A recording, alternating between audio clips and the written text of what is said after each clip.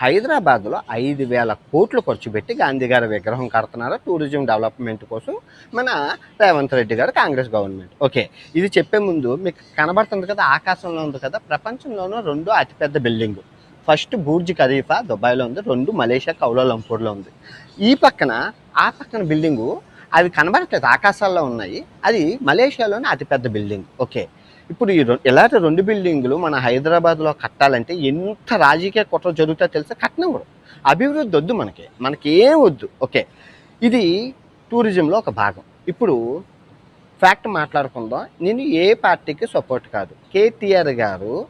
కేసీఆర్ గారు విగ్రహం కట్టినా నేను కేటీఆర్ గారికి సపోర్ట్ చేస్తాను. ఎందుకంటే అభివృద్ధి టూరిజమానికి నేను ఫుల్ సపోర్ట్ ఎప్పుడూను. ఓకే, ఒక 130 దేశాలు తిరిగిన వాడిగా, MBAలో టూరిజం ట్రావెల్స్ చేసిన వాడిగా ఈ వీడియో చేయడానికి సరైన మొగుడు, సరైన అవగాహన ఉన్నదంటే అది నాకే ఉంది, ఇంకెవరికి లేదు.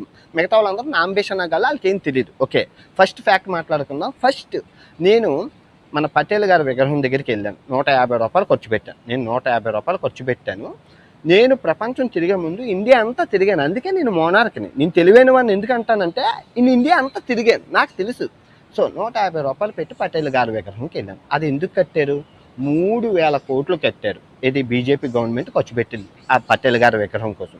అప్పుడు కాంగ్రెస్ గవర్నమెంట్ ఏమంది, ఎందుకు పటేల్ గారి విగ్రహం 3,000 కోట్లు, ఆ డబ్బులతోని రోడ్లు వేయచ్చు కదా, స్కూళ్ళు కట్టచ్చు కదా, హాస్పిటల్ కట్టచ్చు కదా, 3,000 కోట్లు ఎందుకు వేస్ట్ చేయడం అన్నారు. ఓకే, 3,000 కోట్లు పెట్టి విగ్రహం కట్టారు. ప్రపంచంలోనే అతిపెద్ద విగ్రహం అయిపోయింది. ఇప్పుడు వరకు సోఫారు 800 కోట్లు లాభం వచ్చింది. ఓకే, ప్రతి సంవత్సరం 125 కోట్ల నుంచి 150 కోట్లు వస్తుంది. ఖర్చులన్నీ పోయి ఒక 75 కోట్లు మిగులుతుంది మన ఆ పటేల్ గారి విగ్రహం కట్టడం వల్ల. ఇదంతా టూరిజంలో అభివృద్ధి. ఎందుకంటే మేము వెళ్ళేటప్పుడు 150 రూపాయలు పెట్టి నేను వెళ్ళాను. 150 రూపాయలు ఖర్చు పెట్టాను. ఓకే, 150 రూపాయలు ఖర్చు పెట్టాను. ఆ తర్వాత మీరు చూసుకుంటే అక్కడ ఇల్లు తీసుకున్నాను, రెంటెడ్ ఇల్లు తీసుకున్నాను. ఆ తర్వాత ఫుడ్ తిన్నాను. సో ఇది టూరిజంలో భాగం. ఇప్పుడు కాంగ్రెస్ గవర్నమెంట్ కడుతుంది. కాంగ్రెస్ గవర్నమెంట్ ఎంత కడుతుంది? 5,000 కోట్లు పెట్టి. మీరు వద్దు అన్నా కూడా కట్టేస్తారు. ఎందుకంటే హెచ్యుఎను మొక్క బొక్క అది ఆకులు అలములు అని చెప్పి మనం ఆపేసాం పర్యావరణం, కానీ దీన్ని ఆపడానికి అవ్వదు. కాకపోతే గవర్నమెంట్ ఆలోచించాల్సింది ప్రజలకు ఇబ్బంది పెట్టకూడదు, ప్రజల ఇల్లు కూల్చుకోవద్దు. ప్రజల ఇల్లు కూల్చకుండా అభివృద్ధి చేయడం ఇంపార్టెంట్. ఎందుకంటే టూరిజం యొక్క పవర్ నాకు తెలుసు. ఓకే, ఇప్పుడు ఇది 5,000 కోట్లు ఖర్చు పెట్టినప్పుడు టూరిజం వస్తుంది, డబ్బులు వస్తాయి. ప్రతి సంవత్సరం మనకి ఆదాయం ఆ విగ్రహం ద్వారా వస్తుంది. ఇది టూరిజంలో అభివృద్ధి. వన్స్ టూరిజం అభివృద్ధి అయితే చాలా లాభాలు ఉన్నాయి. ఫర్ ఎగ్జాంపుల్ థాయిలాండ్ 30 సంవత్సరాల క్రితం టూరిజం బాగా అభివృద్ధి చేసింది. అభివృద్ధి చేసేటప్పుడు ఫారినర్స్ అందరూ తిరగడానికి వచ్చారు, ఫారినర్స్ అందరూ చూడడానికి వచ్చారు. సో ఇప్పుడు ప్రతి సంవత్సరం 2024 6 లక్షల కోట్లు వచ్చింది లాభం. చూడండి, మీరే చూడండి, లెక్కలు పెడతాను. 6,000 కోట్లు కాదు, 6 లక్షల కోట్లు. 2025 7 లక్షల కోట్లు వచ్చింది. సో 2026 9 లక్షల కోట్లు టార్గెట్ పెట్టారు. సో 30 సంవత్సరాల క్రితం టూరిజం అభివృద్ధి చేయడం వల్ల ఇప్పుడు కూర్చున్నా డబ్బులు వస్తున్నాయి. థాయిలాండ్కి ఫారినర్స్ అందరూ వస్తున్నారు. ఎందుకు వెళ్తున్నారు? ఏముంది అందులో? అసలు ఆ 9 లక్షల కోట్లు మన భారతీయులదే ఉంది సగం వాటా. మనం అందుకు థాయిలాండ్కి వెళ్తాం. టూరిజం. ఇప్పుడు అందరికీ ఇన్స్టాగ్రామ్, ఫేస్బుక్ వచ్చాయా? అందరికీ కావాలి, అందరం వెళ్ళాలి, అందరం తిరగాలి, ఫేస్బుక్ ఇన్స్టాగ్రామ్ అవ్వాలి. ఇప్పుడు అలాంటి ఆ బిల్డింగ్లు మన హైదరాబాద్లో రావాలా? మన అభివృద్ధి చెందాలా? నేను అభివృద్ధికి ఎప్పుడు ఆటంకం వేయను. ఇది 197 దేశాల్లో అభివృద్ధి చెందాయంటే మొక్కని బొక్క పెట్టాలి, కొండను బొక్క పెట్టాలి, రోడ్డును తవ్వాలి, ఇల్లులు కోల్చాలి, నదులు పాడు చేయాలి. అన్నీ చేస్తేనే అభివృద్ధి లేదంటే ఆకులు అలములు కట్టించుకొని తిరగండి అనేసి. ఇప్పుడు మీకు అర్థమవుతుంది కదా. సో అభివృద్ధి వెనకాతల ఇంత ప్లానింగ్ ఉంటుంది. మనం ఏదైనా అభివృద్ధి చెందాలి అంటే మనం కష్టపడాలి, దాన్ని ఇంప్రూవ్మెంట్ చేయాలి. ఇప్పుడు మీకు ఇప్పుడు అర్థమైంది కదా అభివృద్ధి కోసం. సో నేను ఏ దేశం ఇప్పుడు మనం దీన్ని సపోర్ట్ చేయాలా, అపోజ్ చేయాలా? ఇప్పుడు కేసీఆర్ గారు విగ్రహం కట్టినా నేను అభివృద్ధికే విగ్రహాలకే సపోర్ట్ చేస్తాను. ఎందుకంటే విగ్రహం వెనకాతల టూరిజం డెవలప్ అవుతుంది. టూరిజం డెవలప్ అయ్యాక ఆటోమేటిక్గా రోడ్లు ఇన్ఫ్రాస్ట్రక్చర్ డెవలప్ అవుతాయి. ప్రపంచంలో ఎవడో ఇన్ఫ్రాస్ట్రక్చర్ అంతా డెవలప్ చేసి రోడ్లు అంతా డెవలప్ చేసి టూరిజం డెవలప్ చేయదు. ఎందుకంటే డబ్బులు ఉండవు. ఫస్ట్ ఒక టూరిజం స్పాట్ డెవలప్ చేస్తారు. ఆ టూరిజం స్పాట్ వెనకాతల ఇదంతా వస్తుంది. ఇప్పుడు కోతి ఉంది, ఆ కోతి ఎవరికీ తెలియదు. ఇప్పుడు జపాన్లోనే ఆ కోతి కోసం రోజుల తరబడి జూలో ఉన్నారు. చిన్న కోతి ఎంత చేంజ్ చేసిందా?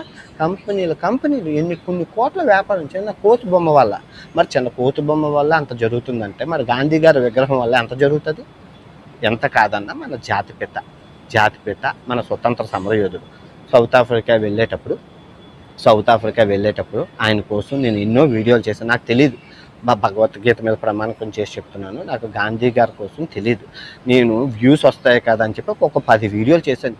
వ్యూస్ రాలేదు కానీ డబ్బులు వచ్చాయి. గాంధీ గారి మీద ఎంత రేట్ స్పెడ్ చేశారంటే మొన్నటి వరకు లేదు. నాకు చిన్నప్పటి నుంచి బాపు నువ్వే రావాలి, శంకర్ జాదా జిందాబాద్, మొన్నాబాయి ఎంబీబీఎస్ అని వీడియోలు చేశారు. గాంధీ గారిని పొగిడారు. ఎప్పుడైతే ఈ ప్రభుత్వం వచ్చిందో గాంధీ గారిని తిడుతున్నారు, సాయిబాబాని తిడుతున్నారు, అబ్దుల్ కలాం అని తిడుతున్నారు, అందరినీ తిడుతున్నారు. ఐ హోప్ మీ అందరూ అర్థం చేసుకుంటారు అనుకుంటున్నాను. టూరిజంని సపోర్ట్ చేయాలి, కానీ రేవంత్ రెడ్డి గారికి కాంగ్రెస్ గవర్నమెంట్కి నేను ప్రార్థిస్తున్నాను, ప్రజలకు ఇబ్బంది పెట్టకుండా, ప్రజలకు హాని జరగకుండా, ఎవరికి నష్టం జరగకుండా కట్టాలి. మీరు వద్దు అన్నా కూడా ఆయన కట్టేస్తారు. చూసుకొని కావస్తే గాంధీ విగ్రహం హైదరాబాద్లో వస్తుంది, దాన్ని ఎవరు ఆపలేరు. ఎందుకంటే ఆ హెచ్సియుని ఆపేసాం, కానీ ఇది మూసీ నదిని అభివృద్ధి చేస్తాం, టూరిజం డెవలప్ చేస్తాం. ఇప్పుడు అలాంటి బిల్డింగ్లు కట్టాలంటే అక్కడ ఎన్ని ఇల్లుని కూల్చారు ఆ పెద్ద బిల్డింగ్ని. ఎంతో ఏదైనా అభివృద్ధి చెయ్యాలి అంటే కూల్చాలబ్బా, చెయ్యాలి. అభివృద్ధికి సపోర్ట్ చేయాలి ఎవరైనా. దేశం ముందుకు వెళ్ళాలి అవ్వద్దా? మనం ఇండియాలో ఏం చేయాలన్నా మీరు టైం వేస్ట్ చేయకండి. మీరు అరిచి సైలెంట్ అయిపోతారు తప్ప ఏం ఉపయోగం లేదు. ఐ హోప్ ఈ వీడియో ఎంతటితో సమాప్తం. తప్పులు ఎంచకండి. నేను బీజేపీకైనా, కాంగ్రెస్ గవర్నమెంట్కైనా, టీడీపీకైనా, వైఎస్ఆర్సీపీకైనా, అసలు ఏ పార్టీ అయినా అభివృద్ధి చేస్తుందంటే ముందు వచ్చి సపోర్ట్ చేస్తాను, కానీ ఎవరికి నష్టం కలిగించకండి. ఓకే, రేపు మా తెలుగు రాష్ట్రాల్లో కూడా ఎన్టీఆర్ గారి విగ్రహం వస్తుందంట, టూరిజం డెవలప్ అవుతుందట. హోప్ రావాలి. మనకి విగ్రహాలు పిచ్చి ఉంది కాబట్టి కట్టాలి. ఓకే, అందులోనే కడుతుంది మామూలు సాదా వ్యక్తి కాదు, మన జాతిపిత మన మహాత్మా గాంధీ. ఓకే, ఒక లాస్ట్ పాట. ఏ బాపు నువ్వే రావాలి, నీ సాయం మళ్ళీ కావాలి, కర్ర జోడుతో చేతి కర్రతో కదిలేవో సత్యాగ్రహం, వెండి కొండల సరస్సు పండిన యువకులు మించిన సాహసం, వందే మాతరం అంది ఓంకారం. జై హింద్. బానిసలుగా ఉన్న భారతీయులకి స్వతంత్రం వచ్చింది ఈ స్టేషన్ వల్లేనండి. గాంధీ గారిని సౌత్ ఆఫ్రికాలోని తెల్లవాళ్ళు ఈ స్టేషన్లో నుంచి ట్రైన్ నుంచి మెడబెట్టుకుని గెంతేశారు. ఎందుకు? నల్లవాడేమో అనుకొని. సో దానివల్ల ఆయన ఈగో హట్ అయ్యి మన భారతదేశానికి స్వతంత్రం వచ్చింది. మనకే కాదు, పాకిస్తాన్కి, బంగ్లాదేశ్కి, ఈవెన్ సౌత్ ఆఫ్రికాకి కూడా స్వతంత్రం రావడానికి గల కారణం సత్యాగ్రహం పురుడు పోసుకున్న స్థలంలో ఉండి మాట్లాడుతున్నాం. ఇది చాలా ప్రపంచంలోనే అతి భయంకరమైన ప్రదేశం. దీన్ని పీటర్సన్బర్గ్ అంటారు. చూస్తున్నారు కదా, పీటర్సన్బర్గ్ స్టేషను ప్రపంచంలోనే అతి క్రైమ్ రేట్ ఉన్న ప్రదేశంలో నుండి మాట్లాడుతున్నాను. ఈ వీడియోని పూర్తిగా చూడండి.